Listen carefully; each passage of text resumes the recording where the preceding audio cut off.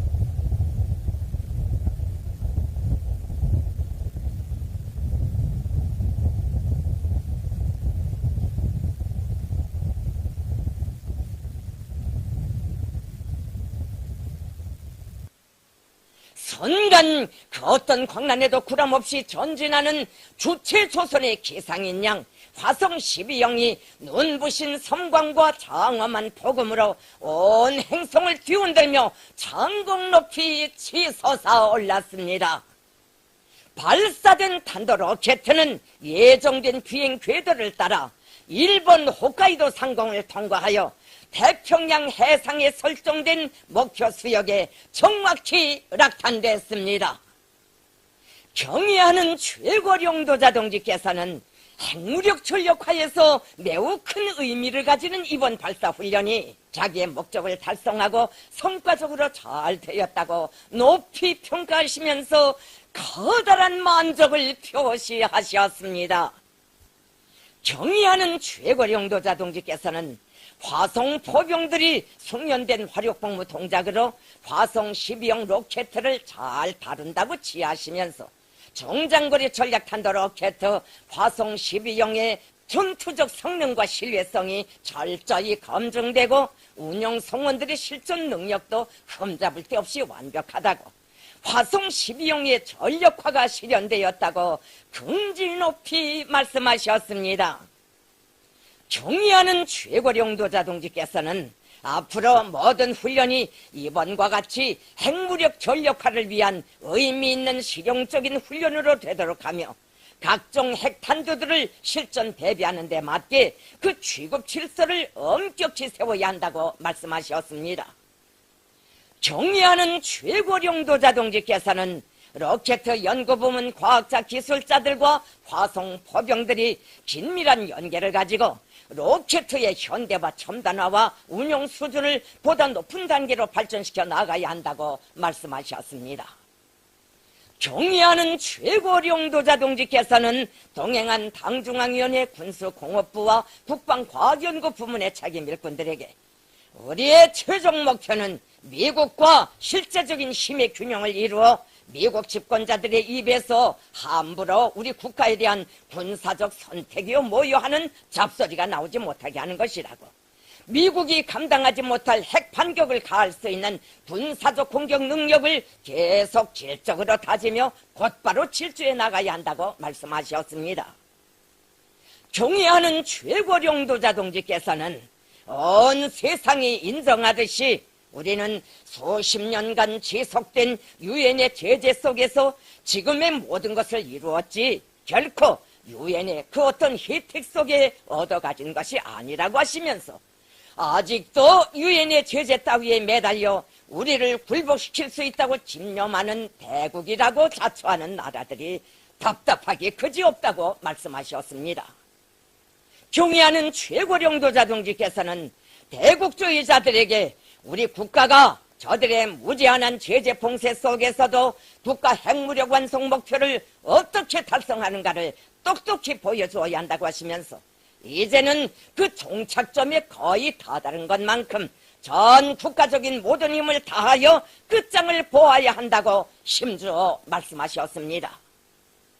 경의하는 최고령도자 동지의 지도 밑에 진행된 정장거리 전략탄도 로켓 화성 12형 발사 훈련에 참가한 로켓 연구부문의 과학자 기술자들과 조선인민군 전략군 장병들은 자신의 피와 온 몫을 깡그리 바쳐 세형의 첨단 로켓 체계들을 연이어 완성시켜 주시고 여러 차례 실전 훈련을 지도해 주시며 국가 핵무력 완성을 위하여 크나큰 노고를 바쳐가고 계시는 김정은 동지의 숭고한 뜻을 심장 깊이 새기고 국가의 안전과 조국의 영토를 강위력한 탄도 로켓들로 굳건히 수호해 나갈 불타는 맹세를 다지었습니다.